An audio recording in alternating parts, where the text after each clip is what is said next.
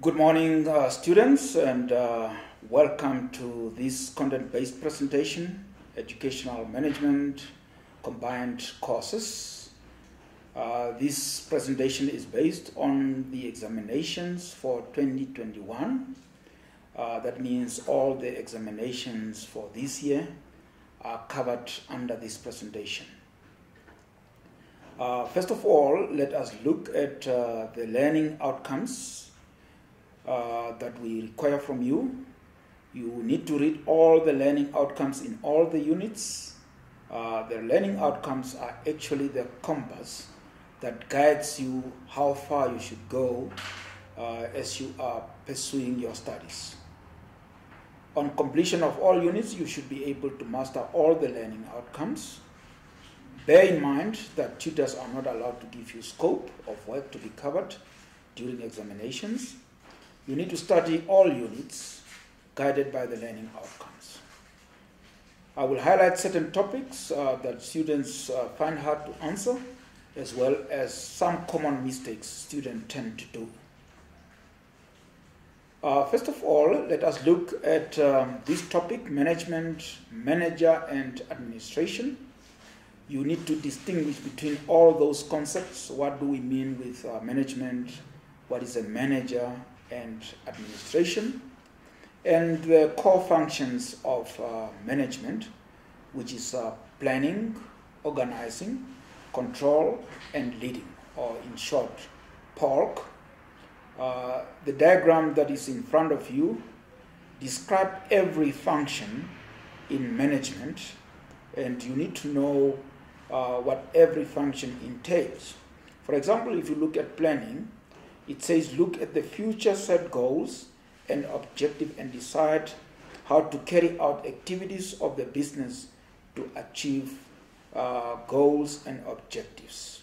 That is what planning entails. And organizing, it means to arrange some business activities. You arrange resources in such a way that the goal and objective that you have mentioned in planning are met. Organizing includes setting up a structure to give duties, orders, and responsibilities. For example, in a school setup, you have different committees, you have different heads of departments. All these people are put in place in order to carry out duties and responsibilities. And they fall under the umbrella of organizing. Control, that is to check to see that activities are carried out and everything is running smoothly and it is running according to plan. That involves taking action to ensure that goals and objectives are met through careful observation and feedback. So in other words, after you have put the plan in place, you have organized resources that could include human resources, then you need to control whether the objectives are being met. That is under control. And leading, for all these activities and responsibility to take place, you need to motivate, you need to influence, you need to inspire, and that is now under leading. So basically those are the four main functions of management, and you need to be able to elaborate on them. You need to apply them in certain context. The concept management and leadership, these are two distinct concepts that have some similarities. You will need to be able to differentiate between them. For example, we can talk about the generic management functions of the top level management, the middle level management, and also the lower level management. Under that topic, we can distinguish between autocratic and participative management styles. There are certain advantages and disadvantages. So we cannot all in all conclude that a certain management style is preferable over the other. It really depends on the situation at hand. And as a student here, you will need to distinguish between the advantages and the disadvantages of both those management styles.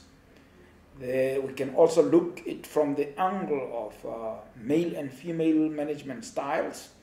There are some descriptions of how male tend to manage as compared to female. So you need to distinguish between male management style and female management styles. And further on, discuss the concept leadership. I must emphasize here, when we say discuss, then you elaborate on the concept, but also you elaborate on your own opinion with regard to the concept leadership. And then the difference between leadership traits and leadership skills. What do we mean by leadership traits and what do we mean by leadership skills? If you peruse through your study guides, they are very well articulated in your study guides. And the three abilities of a leader, as proposed by Peter Drucker, there's a theory there that you need to study, where Peter Drucker is talking about the three abilities of a leader, the essential skills of a good manager.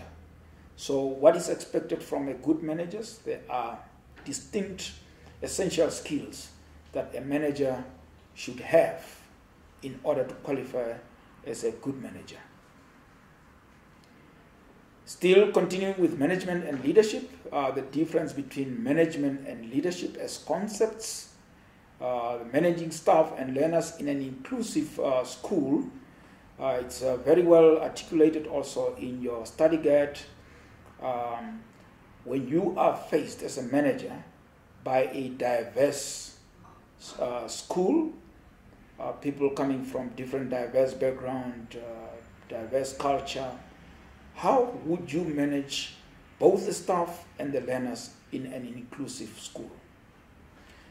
Here it refers also to the framework of operation for the principal and management.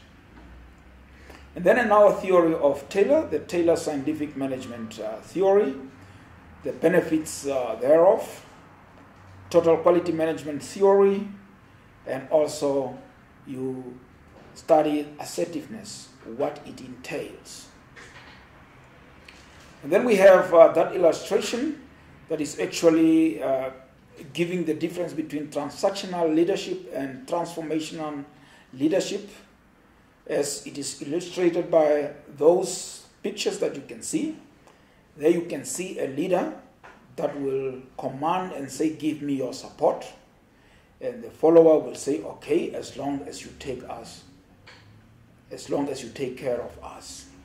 So that means they are only following because there are certain benefits that the leader is going to promise them, as opposed to transformational leadership, where the leader is saying, this is the best school in the world. You are the best at achieving customer satisfaction. So that's a motivation, that is an influence, that's inspiring the followers. And the followers feel like this. We feel good about being the best. We will work hard to keep it that way. So the motivation is transformational. The leader transforms the thoughts of the followers, as opposed to transactional leadership, where the followers are only following because there is some certain benefit expected. And then we go to another concept, features of a school as an organization, the role of school culture as part of its hidden curriculum. When we talk of a hidden curriculum, this is not necessarily enshrined in the curriculum, but there are certain things that are happening at a school. For example, you can look at the atmosphere, the way that the school is being run, the orderliness which is in that school. That could be a hidden curriculum as opposed to a curriculum or what is written in a curriculum. Here we can look at the positive school culture. So the atmosphere, as I said, the climate that is prevailing in the school is of positive nature versus the negative school culture. So this influences the overall performance of the whole school. A school with a positive school culture tend to do very well because people are cooperating, they embrace each other, they support each other. But a school with negative culture, for example, a whole lot of absenteeism that is occurring at the school, tend to drive the school in a negative direction, and that influence the results of that particular school negatively. Features of a school as a professional organization. You know that to be a professional organization, there are certain expectations, and that is equally true when it comes to a school. For a school to qualify as a professional organization, there are certain expectations that the school should aspire to. And then the concept new professionalism, the characteristics of the new professionalism, it's also, for those that are having the study guide DPP EM 31, you will be able to see that those characteristics are outlined in that particular study guide. The learner's rights and responsibilities. Learners have rights, but they have also responsibilities. You should be able to match their rights together with their responsibility. How school could create a positive teaching learning environment, the type of characteristics that are displayed there for a school to create a positive teaching and learning environment. And then management issues regarding schools is another topic that you will need to look at.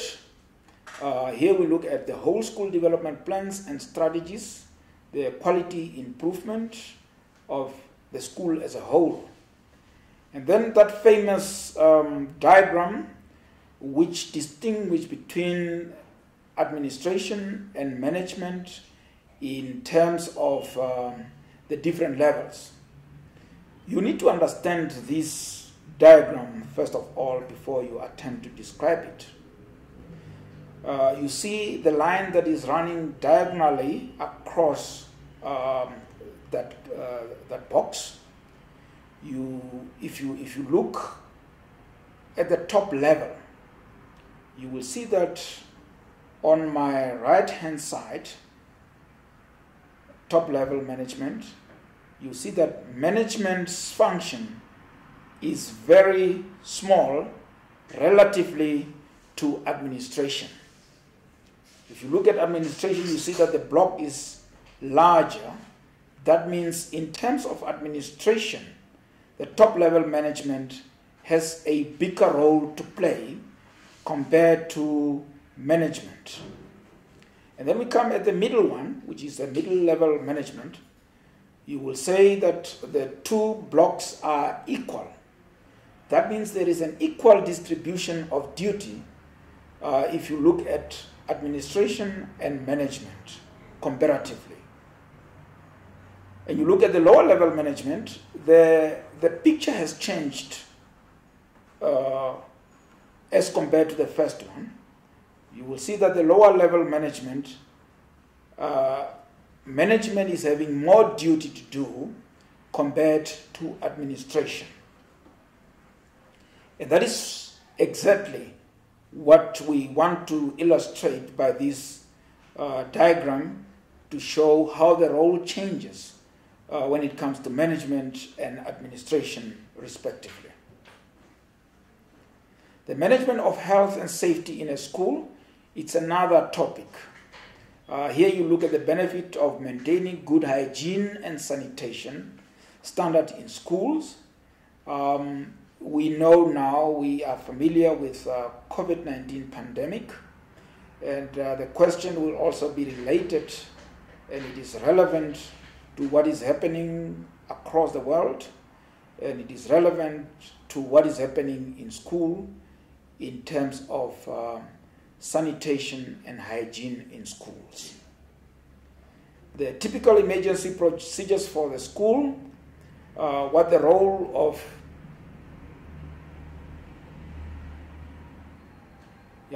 what the role of typical emergency procedure for school, what the role of disaster management team, how a school could protect learners against bullying and other types of violence and sexual abuse. These are things that are happening in school setup. So what role can we play in those circumstances? The management of ethics, especially by the principal. How should the principal be ethical? There I have made also a reference to one of the study guides, DPP EM 31. And then we go to personnel management issues. Here we look at how to manage personal stress. What strategies can you put in place to manage personal stress? How school management could create a happy working environment for staff. Look at that. Cause of employee demotivation. What are the aspects that can contribute to employee demotivation? Management of school sports event. How should sports event be managed? Information management, the importance of information management. All those topics are subtopics that results under personal management issues. Personal management issues continued. Here we are talking about that theory of Froome. This theory is meant to bring together many of the elements of previous theories. Froome defined motivation by the following: motivation, expectancy, instrumentality, and violence. Motivation equal to expectancy times instrumentality times violence. You need to understand what this concept means. For example, when we talk of motivation, that is the amount a person will be motivated by the situation they find themselves in. So in other words, it relates to job performance. For you to be able to perform, you need to be motivated by certain factors. For example, the salary that you get can motivate you to perform. So the effort that you put in depends on what motivates you. It is further explained, expectancy, the person's perception that effort will result in performance. So every individual, including you, will put more effort because you are expecting that you are going to be compensated fairly according to the effort that you put in place. In other words, the person's assessment of the degree to which effort actually correlates with the performance. And instrumentality, the person's perception that performance will be rewarded or punished. That is, the person's assessment of how well the amount of reward correlates with the quality of performance. Note that here that the model is phrased in terms of extrinsic motivation, in that it tasks what are the chances I'm going to get rewarded if I do good job. But for intrinsic situation, we can think of this asking, how good will I feel if I can pull this off? Again, I have also put something that is further explaining. Valence, the perceived strength of the reward or punishment that will result from the performance. If the reward is small, the motivation will be small, even if expectancy and instrumentality are both perfect or high. There you have it, effort times instrumentality times violence. So, will my effort lead to high performance? Will performance lead to outcomes? Do I find the outcomes desirable? That is a concept that you must understand and apply it in context. Tips on how to avoid mistakes. Prepare yourself thoroughly. Follow the content-based presentation in conjunction with your study guide. Read the questions with understandings and make sure you give relevant responses according to the marks that are allocated. Make sure you understand all concepts and their application in context. You must read with understanding. Never leave blank spaces. Use your general understanding. Yeah, in many cases, when I am marking students' scripts, I come across students that are just leaving blank spaces without putting any idea as much as you understand. And that results in you performing very weak. That is the end of our presentation. Good luck with your examination. Thank you.